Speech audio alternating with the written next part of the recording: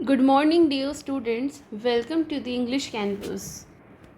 आज हम पढ़ने जा रहे हैं क्लास 8 एनसीईआरटी इंग्लिश बुक पूर्वी का last unit 5 culture and tradition. इस यूनिट का पहला चैप्टर है कलाकृतियों का भारत। लेकिन उससे पहले हम ये एक इंट्रोडक्शन पढ़ेंगे इस यूनिट का।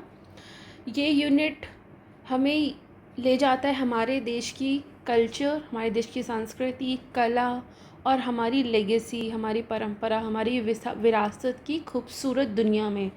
भारत एक ऐसा देश है जहाँ हर राज्य, हर नगर, हर गली अपने ही एक अलग रंग में है, अपनी कला को रिप्रेजेंट करती है, अपनी परंपरा से भरपूर है। यहाँ का architecture, music, dance form and folk arts हमारी हिस्ट्री और हमारी लाइफ का सिंबल है।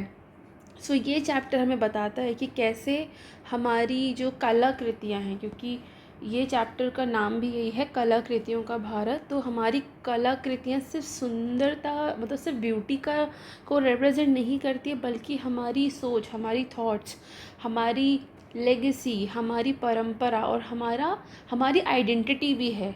तो चलिए मिलकर एक्सप्लोर करते हैं हमारे भारत को, हमारा भारत, इनक्रेडिबल इंडिया को, कि किस तरह, और समझते हैं कि किस तरह हमारा जो ये देश है भारत अपनी आर्ट के लिए, अपनी कलाओं के लिए, अपने स्किल्स के ज़रिए दुनिया को मोटिवेट करता है। और अगर आपको ये एक्सप्लेनेशन अच्छा लगता है, हेल्पफुल लगता है, तो इसको लाइक ज़रूर कीजिएगा, अपने फ्रेंड्स के साथ, अपने क्लासमेट्स के साथ इसको शेयर कीजिएगा, और चैनल को सब्सक्राइब करना तो बिल्कुल नहीं भूलें। आपका एक छोटा सा सपोर्ट मुझे और ज़्यादा एजुकेशनल कंटेंट बनाने के लिए मोटिवेट करता है। Stay tuned and keep learning with us. चलिए पढ़ते हैं और इसका डीप मीनिंग समझते हैं। Bharat has been known world wide as a land of wise and heroic individuals. Its rich and diverse culture has attracted numerous travelers since ancient times. तो भारत यानी कि इंडिया, ये दुनिया भर में जाना जाता है। किस लिए? As a land of wise individual as a heroic individuals. यानी कि हमारा देश जो है हमेशा से अपने ज्ञान की वजह से, अपने वीर लोगों की वजह से ये हमारा देश जाना जाता है एंशियंट टाइम से।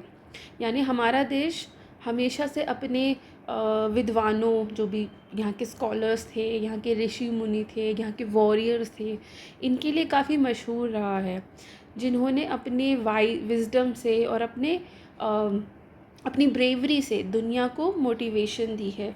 इसका रिच और डाइवर्स कल्चर, देखिए भारत का जो कल्चर है ना, बहुत ही डाइवर्स है, बहुत ही रिच है। इसकी वजह ये है कि यहाँ पर सिर्फ एक ही तरह के लोग नहीं हैं, यहाँ पे वैरायटी के लोग हैं।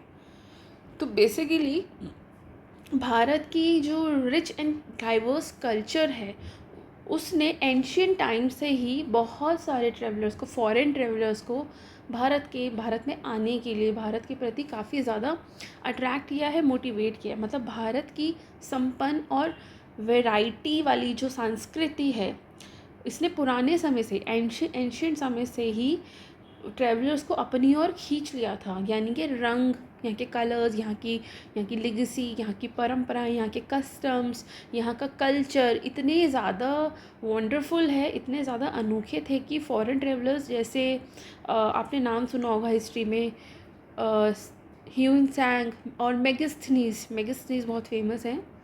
ये भारत देखने आए थे। अगर आपने एंशियंट हिस्ट्री पढ़ी है तो आपको ये इस तरह के नाम वाले और भी काफ़ी सारे फॉरेन ट्रैवलर्स मिल जाएंगे जो भारत देश में आए थे, क्योंकि वो बहुत ज़्यादा उन्होंने सुना था भारत देश की कला के बारे में, यहाँ के कल्चर के बारे में, यहाँ के कस्टम्स के बारे में।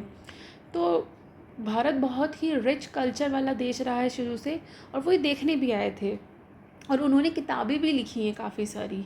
तो the people here live in unison presenting to the whole unity in diversity. अब यहाँ के जो लोग हैं वो यूनिसन में रहते हैं, यानी कि मिलजुल कर रहते हैं, यूनिटी के साथ रहते हैं, यूनिसन में रहते हैं।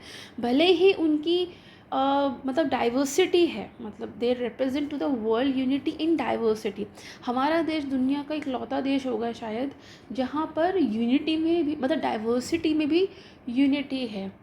आप ये कह सकते हैं India is unite in diversity, the unity है डाइवर्सिटी में। अब डाइवर्सिटी क्यों है? क्योंकि यहाँ के लोगों की भाषाएं अलग हैं। हर थोड़े दूरी पर भाषा थोड़ी बदल जाती है, हर 10-20 किलोमीटर के डिस्टेंस में ना भाषा बदल जाती है इस देश में। मतलब यहाँ के लोगों की भाषाएं अलग हैं, बहुत सारी भाषाएं बोलते हैं यहाँ के लोग। यहाँ के लोगों के धर्म अलग हैं, रिलीजन अलग हैं। और अगर लोग एक ही रिलीजन में भी हैं ना, सपोज़ मान लीजिए अगर बहुत सारे लोग यहाँ हिंदू हैं, तो उनमें भी जो रीति रिवाज है वो अलग अलग टाइप के हैं। मतलब rituals, custom within a single religion, the rituals, the customs are very different.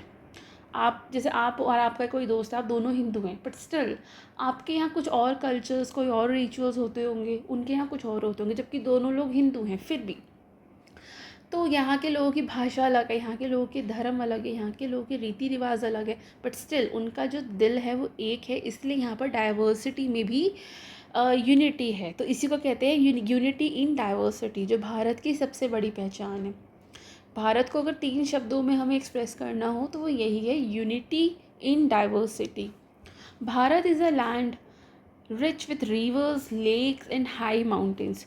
अब हमारे देश में नेचर भी काफ़ी काफ़ी ज़्यादा फ्लरिश्ड है। मतलब यहाँ पर नेचर का हर एक फेज़ आपको देखने को मिलेगा। जैसे यहाँ पर रिवर्स भी हैं, यहाँ पर लेक्स भी हैं, यहाँ पे हाई माउंटेन्स भी हैं, यहाँ पर प्लेन्स भी हैं, यहाँ पे मतलब बर्फ़ भी गिरती है।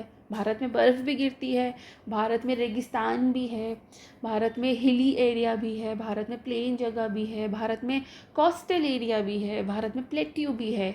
तो कितनी वैरायटी है। मतलब सिर्फ कल्चर और रिलीजन और लैंग्वेज और कस्टम्स और रिचुअल्स का ही फ़र्क नहीं है, यहाँ पर तो नेचर का भी फ़र्क है, यहाँ पे तो मौसम का भी फ़र्क है। आप जाइए कश्मीर, जम्मू, इन जगहों पे जाइए, बहुत ठंड होगी। और उत्तराखंड जाइए, बहुत ठंड होगी। राजस्थान में आइए, बहुत गर्मी होगी। आप साउथ इंडिया की तरफ जाइए, वहाँ पे कोस्टल एरिया है पूरा, वहाँ पे अलग ही मौसम रहता है। आप नॉर्थ ईस्टर्न स्टेट्स में जाइए, वहाँ पे एक अलग ही मौसम मिलता है। और आप मिडल जो सेंट्रल इंडिया है वहाँ पर जाइए, वहाँ पर भी एक अलग ही मौसम मिलेगा। मतलब यहाँ पे नेचर की भी अलग टाइप है। मतलब ये सब मिलकर भारत को बहुत ही सुंदर और बहुत ही समृद्धि भी देते हैं। जैसे गंगा यमुना की जो होलीनेस है उसका प्रतीक है। मतलब गंगा और यमुना रिवर की होलीनेस ही उसका सिंबल है। हिमालय काफ़ी यहाँ पे शक्तिमान है। हिमालय हमारी बहुत ही ज़्यादा प्रोटेक्शन भी करता है। बहुत मतलब हिमालय की तरफ से दुश्मनों का आना थोड़ा सा मुश्किल हो जाता है। और यहाँ पर शांति भी बहुत है। वैसे तो देखिए हर देश में कुछ ना कुछ इश्यूज़ होते हैं, लेकिन फिर भी चीज़ें बहुत अच्छी हैं। Its green forests are home to many plants, insects, birds and animals. अब भारत के हरे भरे जो जंगल हैं उसमें अनेक डिफरेंट टाइप के नंबरलेस, मतलब न्यूमरस प्लांट्स हैं। वहाँ पर इंसेक्ट्स पाए जाते हैं, पता नहीं कितने टाइप्स के इंसेक्ट्स पाए जाते हैं, इतने सारे बर्ड्स पाए जाते हैं हमारे देश में, इतने सारे टाइप्स के एनिमल्स पाए जाते हैं, इतने सारी एक्वेटिक स्पीशीज़ पाई जाती है। मतलब इन सिर्फ जगह नहीं, सिर्फ कल्चर लैंग्वेज नहीं, सिर्फ कपड़े नहीं, यहाँ की तो नेचर में भी बहुत वैरायटी है। ठीक है, मतलब लैंड में भी वैरायटी है, मौसम में वैरायटी है, हवा में वैरायटी है, प्लस यहाँ के पेड़ पौधों में वैरायटी है, यहाँ के इंसेक्ट्स में वैरायटी है, यहाँ के पक्षियों में वैरायटी है, यहाँ के एनिमल्स में वैरायटी है। सो ये सब मिलके हमारे देश की नेचुरल जो हमारे रिसोर्सेज हैं उसको और ज़्यादा समृद्ध बनाते हैं, मतलब फ्लरिश बनाते हैं। All these elements ensure that Bharat prospers and is respected globally. तो ये सब जितने भी एलिमेंट्स हैं, यानी कि नेचर, हमारा कल्चर और यहाँ के लोग, ये सब मिलकर भारत को पूरी दुनिया में एक अलग ही टाइप का प्रॉस्पेरिटी देता है और रिस्पेक्टेड बनाता है। मतलब हमारे देश में सम्मान लेकर आता है विश्व पूरे दुनिया से, और समृद्धि लाता है। इसलिए भारत को इनक्रेडिबल इंडिया भी कहा जाता है। मतलब इसका कंपैरिजन किसी और देश से हो ही नहीं सकता। As its inhabitants, we need to continue working hard and make sure that it prospers. हम सब भारत के सिटीजन्स हैं, राइट, इनहेबिटेंट्स हैं हम यहाँ के, हम यहीं पर पैदा हुए हैं, तो हम यहीं की इनहेबिटेंट्स हैं। और हमारी ये ड्यूटी है कि हम बहुत ही मेहनत करें और मेक श्योर करें कि यहाँ की प्रॉस्पेरिटी बनी रहे। मतलब ये हमारा फ़र्ज़ है, हमारी ड्यूटी कि हम अपने देश के लिए मेहनत करें और ईमानदारी से काम करें, ताकि भारत और आगे बढ़े और हमेशा गर्व के साथ गर्व का विषय बने, राइट। तो चलिए चैप्टर 1 पढ़ते हैं। कलाकृतियों का भारत, चलिए इसको पढ़ते हैं। So are you ready to meet your friends from all over the country. अब ये सीन जो है ना, ये एक्चुअली एक क्लासरूम का है। टीचर सब स्टूडेंट से पूछती है, द टीचर आज the student sitting in the big hall, एक बहुत बड़े से हॉल में, या फिर मतलब कह सकते हैं बहुत सारे स्टूडेंट्स हैं। अब वहाँ पर टीचर जो है अपने बच्चों से पूछती है, अपने स्टूडेंट से पूछती है कि बच्चों, क्या तुम देश के अलग अलग स्टेट्स के अलग अलग अपने दोस्तों से मिलने के लिए रेडी हो। अपने दोस्तों से, यानी कि जो तुम्हारे ही देश के अलग अलग हिस्सों से आए हैं, क्या तुम उनसे मिलने के लिए रेडी हो। मतलब टीचर उनसे पूछ रही है एक्साइटेड वे में। सब बच्चे एक बड़े से हॉल में बैठे हैं, एक्साइटेड हैं, काफ़ी क्यूरियस हैं अपने ही देश के अलग अलग राज्यों के अपने दोस्तों से मिलने के लिए। अब वो एक्साइटेड है बच्चे, तो वो कहते हैं yes was the loud answer from the class. पूरी क्लास एक साथ ज़ोर से चिल्लाती है येस। सबके चेहरे पर बहुत ही खुशी है, बहुत ही एक्साइटमेंट है, बहुत ही क्यूरियस है, जैसे एक नई जर्नी शुरू होने वाली हो। अब टीचर पूछती है, can someone tell me for which program are we here, the teacher asked. अब टीचर सब बच्चों से पूछती है कि हम, आपको पता है कि हम किस प्रोग्राम के लिए यहाँ आए हैं। मतलब सब एक्साइटमेंट में अपना आंसर देने के लिए। तो वो बच्चे आंसर करते, the students answer together again, एक भारत श्रेष्ठ भारत। इनके सब बच्चे एक साथ जवाब देते हैं कि हाँ हमें पता है, एक भारत श्रेष्ठ भारत। तो ये कैंपेन भारत के लोगों की यूनिटी और उनके अपनेपन में बांधता है उनको। Please raise your hands to tell me what it is all about, the teacher said। अब यहाँ टीचर कहती है कि अब बताओ इस प्रोग्राम का मतलब क्या है, कि एक भारत श्रेष्ठ भारत। और हाथ उठाओ अपना, जो भी जवाब देना चाहता है।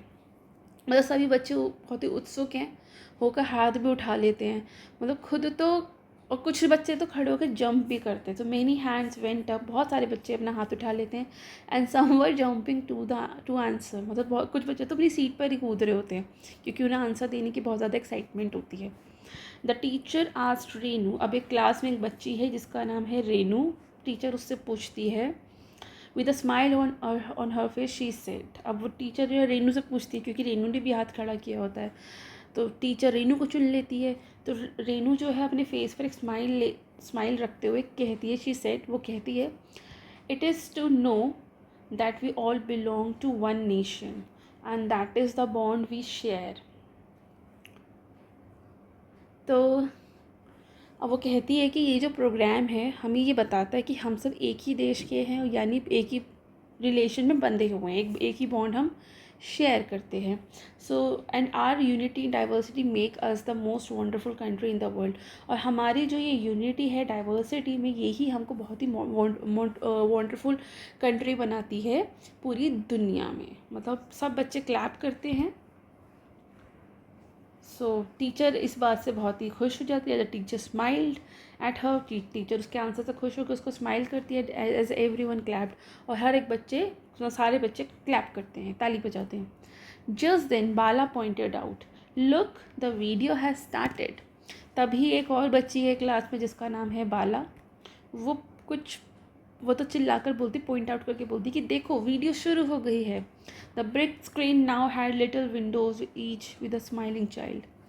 अब जो ये स्क्रीन है, बड़ी सी स्क्रीन, इसमें छोटी छोटी विंडोज़ हैं, हर एक स्माइलिंग बच्चे के साथ। मतलब एक बड़ी सी स्क्रीन चल गई है, इसमें बहुत सारे छोटे छोटे बच्चों की फ़ोटोज़ हैं, ठीक है, और हर एक बच्चा स्माइल कर रहा है। Each child had something to share, और हर बच्चा कुछ ना कुछ शेयर कर रहा है। तो सबका ध्यान अब स्क्रीन पर पड़ा हुआ है।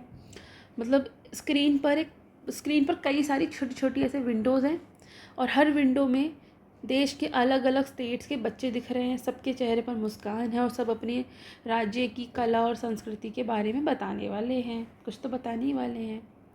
अब सबसे पहले एक बच्ची है आकांक्षा, मतलब उस विंडो में, ये जो स्क्रीन खुल गई है ना जिस पे वीडियो शुरू हो गई है, अब यहाँ से एक स्क्रीन पता एक विंडो है उस स्क्रीन पे, वहाँ से एक बच्ची बोलती है, प्रणाम, I am Akanksha from Uttarakhand. मतलब ये जो है उत्तराखंड की बच्ची है। उत्तराखंड हमारे देश में का एक बहुत ही सुंदर राज्य है। ये बिल्कुल पहाड़ों से नेचुरल वेजिटेशन से भरा हुआ है। ये इसके नियर बाय जो स्टेट्स हैं वो है जैसे कि उत्तर प्रदेश है, हिमाचल है, ऐसे करके इसके पर आप मैप में देख सकते हैं कि ये उत्तराखंड हमारे देश में कहाँ पर है, राइट। सो वो बताती है कि मैं उत्तराखंड से हूँ। I am going to tell you about Aipan. ये एपन है, फोक आर्ट है यहाँ का, ये Aipan are folk art that we draw on family functions and festivals. अब उत्तराखंड की बच्ची जो है ये आकांक्षा, ये बताती है अपने एपन आर्ट के बारे में, जो कि एक ट्रेडिशनल डिज़ाइन है जो ये लोग उसको तब बनाते हैं, ये इनका फोक आर्ट है, ये फैमिली फंक्शन और फेस्टिवल मनाते हैं। It is done with white rice flour paste on a brick red, walls colored with geru. It is made on floors and walls of puja rooms and outside the main door of home. It's an art form made by the women in the family. The designs are very beautiful and mathematically, देखिए maths तो use हो रहा है इसमें क्योंकि shapes ऐसी ही बन रही हैं, and are based on our culture tradition observes of nature. अब ये अपने इस डिज़ाइन के बारे में, एपन के बारे में बताती है कि ये कल्चर डिज़ाइन है जो वाइट कलर का, जो वाइट कलर कैसे बनता है, जो राइस फ्लोर का पेस्ट होता है। आप चावल का आटा पीसिए तो वो चावल तो वाइट होते हैं ना, तो उससे वाइट कलर बन जाता है। तो उसको वाइट राइस फ्लोर के पेस्ट से बनाया जाता है। ब्रिक रेड वॉल्स जो होते हैं, जो कि पहले उसको, ये जो इसमें रेड कलर है ना, ये रेड जो कलर है, पहले इसको गेरू से बनाया जाता है। गेरू ना लाल मिट्टी जैसी होती है, इसको आपके घरों में पूजा में यूज़ किया जाता होगा। अगर आपने कभी गेरू देखा नहीं है तो अपनी मदर से पूछिएगा गेरू होता क्या है। रेड कलर की मिट्टी होती है, उसको पानी में घोल कर दीवारों पर लगाते हैं बेसिकली।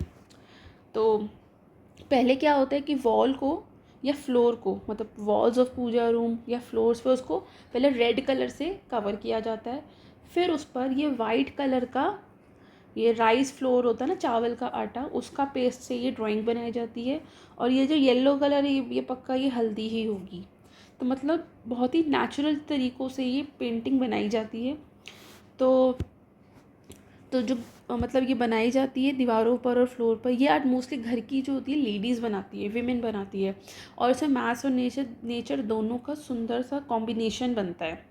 ठीक है, मतलब डिज़ाइंस बहुत ही सुंदर होते हैं, मैथमेटिकल होते हैं। देखिए जैसे ये एक स्क्वायर बना है, ये भी एक स्क्वायर बना है, ये एक ट्राइंगल बना है, ऐसे करके मैथ्स तो यूज़ हो ही रहा है। और एक culture tradition observation of nature के तहत बनाया जाता है, राइट। अब अगला बच्चा बोलता है जो कि ओडिशा से है। सुप्रभात, आई एम प्रिय रंजन फ्रॉम ओडिशा। अब ये प्रिया रंजन है, ये ओडिशा से। My tribe practice a 4000 years old metal craft name Dhokra. ये ढोकरा है, ये मेटल क्राफ्ट है जो कि 4000 साल पुराना है। अब ये बताता है कि हमारे यहाँ उड़ीसा में ट्राइब्स बहुत हैं।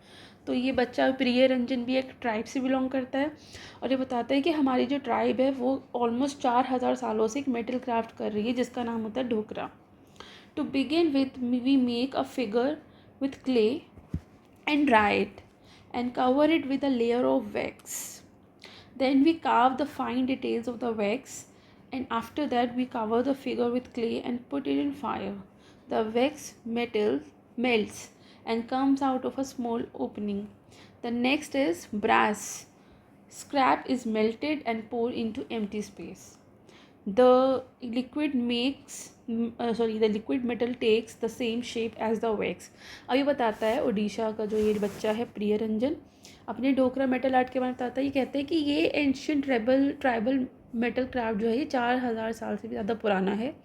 इसमें सबसे पहले क्या होता है, सबसे पहले इसमें क्ले से एक फिगर बनाई जाती है, जैसे इन्होंने एलिफेंट बनाया है। तो क्या करते हैं कि मिट्टी से एलिफेंट बनाया, फिर उसके ऊपर एक वैक्स की लेयर लगाई। पहले मिट्टी से बनाया, फिर वैक्स की लेयर बनाई।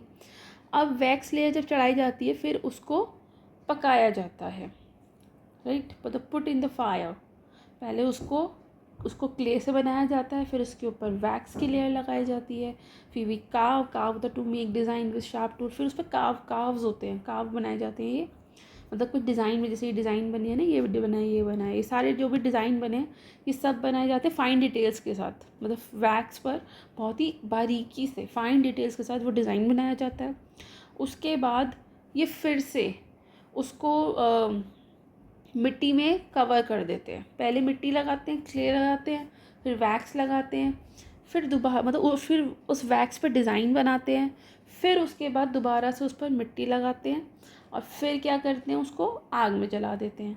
अब जिसको पकाते हैं, अब आग में जब जाएगा तो वैक्स क्या करेगा, पिघल जाएगा, मेल्ट हो जाएगा और बचता क्या है, सिर्फ मिट्टी। देखिए, क्योंकि मिट्टी, और वो भी कैसी मिट्टी, पक गई, जो जैसे मिट्टी के बर्तन होते हैं ना, जब उन्हें हम पकाते हैं तो वो स्ट्रांग हो जाते हैं। देखिए, जैसे सपोज़ कुछ बनाया इन्होंने मिट्टी से, तो ये मिट्टी की लेयर हो गई, फिर उसके ऊपर डाल दी वैक्स, ठीक है, फिर एक और मिट्टी की लेयर लगा दी। अब इसको पकाएंगे तो ये स्पेस खाली हो जाएगा, तो ये बचेगा और ये बचेगा, और बीच में जो वैक्स था उसमें क्या था, डिज़ाइन था, तो डिज़ाइन वाली सारी जगह बच गई, ठीक है, मतलब एक तरह का स्टेंसिल बन गया जिसमें डिज़ाइन है, ये सारे डिज़ाइन।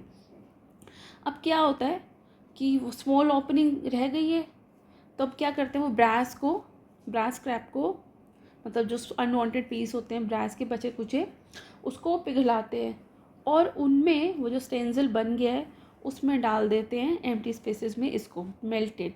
अब क्योंकि वो डिज़ाइन वाला कार्व्ड वाला हिस्सा ही खाली है, क्योंकि दोनों तरफ तो मिट्टी है, तो उसके बाद क्या करते हैं, वो पिघला के उसमें डाल देते हैं और फिर जो लिक्विड मेटल होता है वो उसी तरह का शेप ले लेता है और देखिए कितना सुंदर डिज़ाइन बन जाता है। अगर आपको नहीं समझ में आया ना, मैं एक तरीके से बताती हूँ। देखिए ऐसे, सपोज़ मुझे बनाना है मटका, तो मैंने बनाया, मतलब एक पॉट बनाना है, मैंने एक मिट्टी का पॉट बनाया, फिर उसके ऊपर मैंने सपोज़ ये बना दिया, ये मैंने लगा दी वैक्स, ठीक है, ये मैंने वैक्स लगा दी। अब वैक्स लगा के मैंने इस पर कुछ कर दिया डिज़ाइन, और फिर से मैंने एक कर दी लेयर मिट्टी की, ठीक है, ऐसे मिट्टी की लेयर कर दी मैंने। अब मैंने क्या किया, मैंने वैक्स की लेयर हटा दी, मतलब मैंने इसको पकाया तो वैक्स तो पिघल गया, तो ये, अरे ये तो पूरे ही चला गया, कैसे बताऊँ, वो तो पूरा ही मिस हो रहा है ना।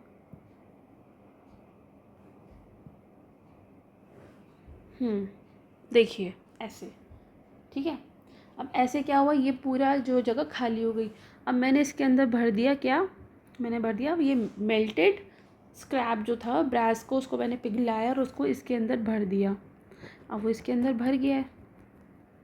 अब वो और कैसे भरा जाएगा, डिज़ाइन में मैंने जो भी डिज़ाइन बनाए थे, क्योंकि जो ये वाली लेयर थी ना, ये मिट्टी की, वो उस जगह पे कवर हुई जहाँ जहाँ पे डिज़ाइन था, मतलब उसी के हिसाब से वो कवर हुई। तो ये अब जो मैंने ये जो मेल्टेड ब्रास डाला है वो उसी शेप से उसमें घुस जाएगा, तो वो ऑटोमेटिकली उसमें क्या बन जाएगा, डिज़ाइन बन जाएगा, राइट। अब वो सेम शेप में बन जाएगा जिस शेप में वैक्स हुआ करती थी, ठीक है। अब उसके बाद फाइनली क्या होता है, देखिए अंदर की मिट्टी को तो हटा नहीं सकते हम, लेकिन बाहर की मिट्टी को फोड़ फोड़ के निकाल देते हैं, तो फिर हमारे पास आउटपुट आता है ये, कितना सुंदर, right. So finally we remove the outer layer of the clay and finish the metal figure as we want. So finally हम क्या करते हैं कि जो आउटर लेयर होती है क्ले की वो तोड़ देते हैं, अंदर वाली नहीं तोड़ते हैं, मजबूती भी रहती है ना, और हमको एक फिनिशिंग वाला मेटल फिगर मिल जाता है जैसा हमें चाहिए होता है। तो ढोकरा आर्ट के इस प्रोसेस का ये लास्ट स्टेप होता है, जब मिट्टी के ऊपर की लेयर को सुखाकर जो वो मज़बूत हो जाती है तो उसका आउटर लेयर को हटा दिया जाता है और अंदर से ब्रास मेटल फिगर बनता है। उसे आर्टिस्ट अपनी मर्ज़ी की डिज़ाइन के हिसाब से फिनिश करते हैं, मतलब एक रफ़ मॉडल से लेकर एक ब्यूटीफुल मेटल आइडल बन जाता है, और ये प्रोसेस ऑलमोस्ट 4000 साल पुराना है।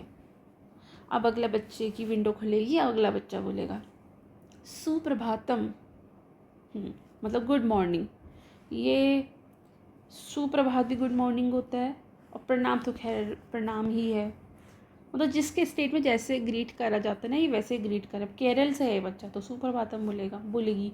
I am Chitra from Kerala. अब ये स्क्रीन पर केरला की बच्ची आती है जिसका नाम है चित्रा।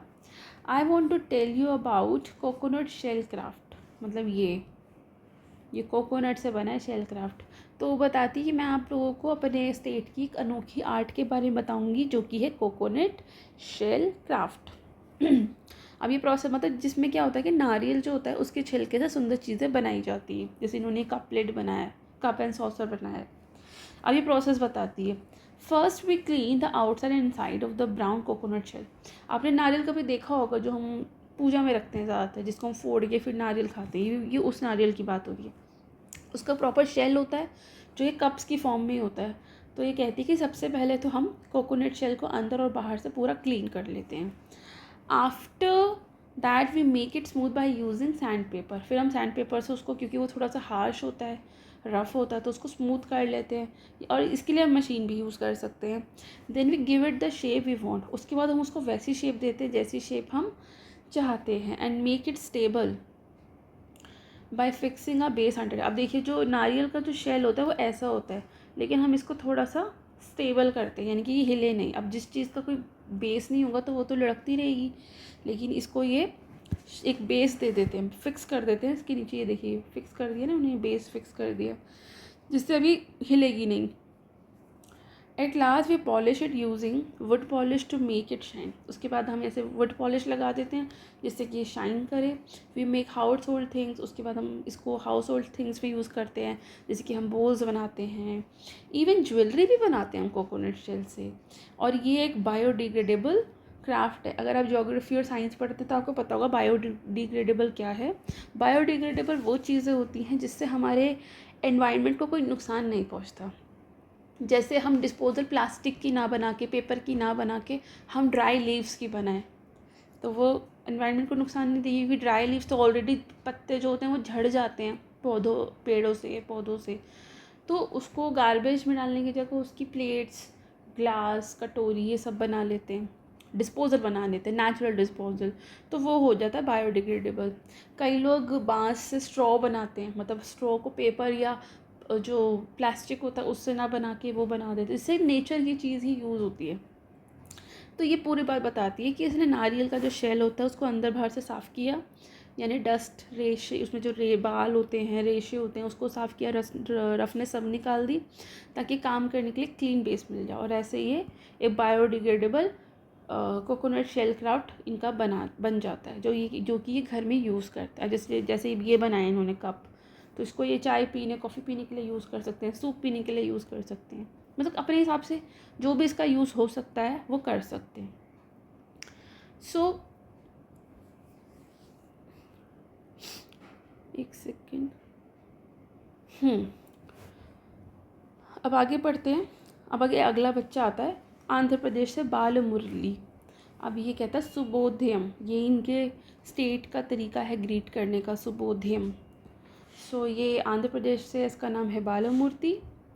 अब ये कहता है कि I want to tell you about a 400-year-old art of making toys in my village Kondapalli. अब ये बताता है कि वो कहता है कि उनके गांव कोंडापल्ली में एक 400 साल पुरानी टॉय मेकिंग आर्ट है, ये वाली कोंडापल्ली में। ये wooden toy craft Andhra Pradesh की आइडेंटिटी है, जहाँ हर खिलौना अपनी एक कहानी कहता है। मतलब ये जो सिर्फ टॉयज़ नहीं है, ये बल्कि अपनी एक स्टोरी बताते हैं।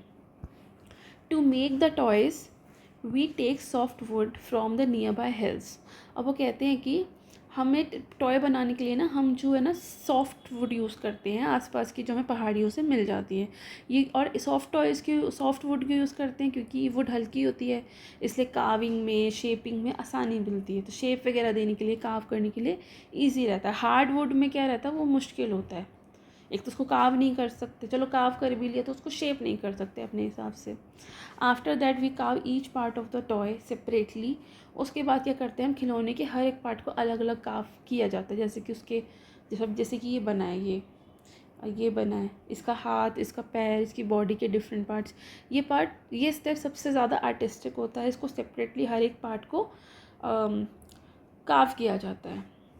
Then we use makku, a paste of tamarind, seed powder and saw dust to join the pieces of together. देखिए, टेमेरिंड होती है इमली, इमली होती है, सॉ डस्ट मतलब जो वुड का डस्ट होता है, ठीक है. वो कहते हैं कि उसके बाद फिर हम क्या करते हैं, हम करते हैं मतलब सब पार्ट्स को जोड़ने के लिए ना, मतलब ग्लू चाहिए, कुछ ऐसा चीज़ चाहिए जो चिपका सके इन लकड़ी की पार्ट्स को. तो फिर सब पार्ट्स को जोड़ने के लिए एक नेचुरल ग्लू बनाया जाता है जिसका नाम होता है मक्कू. मक्कू किस चीज़ से बनता है, मक्कू बनता है इमली के पेस्ट से. इमली के सीड पाउडर जो होते हैं ना, इमली आप खाते होंगे तो उसमें छोटा सा सीड निकलता है, बच्चे ज़्यादातर उनसे खेलते हैं. तो अगर आप उसका पेस्ट बनाओगे ना तो वो ग्लू की तरह काम करेगा. तो ये जो इमली के सीड्स होते हैं इसका पाउडर और लकड़ी का जो सॉ डस्ट होता है, जो बुरादा होता है बेसिकली, उससे मिलकर बनता है. मतलब देखिए कितना नेचुरल और कितना केमिकल फ्री सॉल्यूशन है. आप खुद भी बना कर ट्राई कर सकते हैं, देख सकते हैं अगर बन जाए तो. अगर बन जाए तो मुझे कमेंट सेक्शन में बताइएगा कि सच में बनता है या नहीं बनता है. बाकी आप यूट्यूब पर देख भी सकते हैं पूरा प्रोसीजर कि इसमें और क्या मिलाया जाता है. Next we add details and finish the toys. उसके बाद सब पार्ट जुड़ने के बाद उन टॉयज़ को फिनिशिंग टचेस दिए जाते हैं, जैसे उनके आइज़, उनके फेशियल एक्सप्रेशंस, उनके कपड़ों के डिज़ाइन और सब कुछ डिटेल में बनाया जाता है. Finally we use oil and water colours और vegetable dyes and animal paints to colour them. तो ये अपने टॉयज़ में सब पार्ट जुड़ने के बाद उसको काफ़ी ज़्यादा डिटेल में उसको फिनिशिंग करते हैं, right. And these toys are based on folk stories, animal, bird, bullock carts, rural life etcetera. और ये टॉयज़ ना फोक स्टोरीज़ पे, वहाँ जो आंध्र प्रदेश की जो फोक स्टोरीज़ होंगी, वहाँ के एनिमल्स, वहाँ के बर्ड, बुलॉक कार्ड, देखिए बुलॉक कार्ड तो यही बना हुआ है, रूरल लाइफ को भी रिप्रेजेंट कर रहा है ये, और भी बड़े सारे चीज़ों पर बेस्ड होता है, राइट. मतलब ये सब चीज़ें बड़ी डिटेल में बनाई जाती है.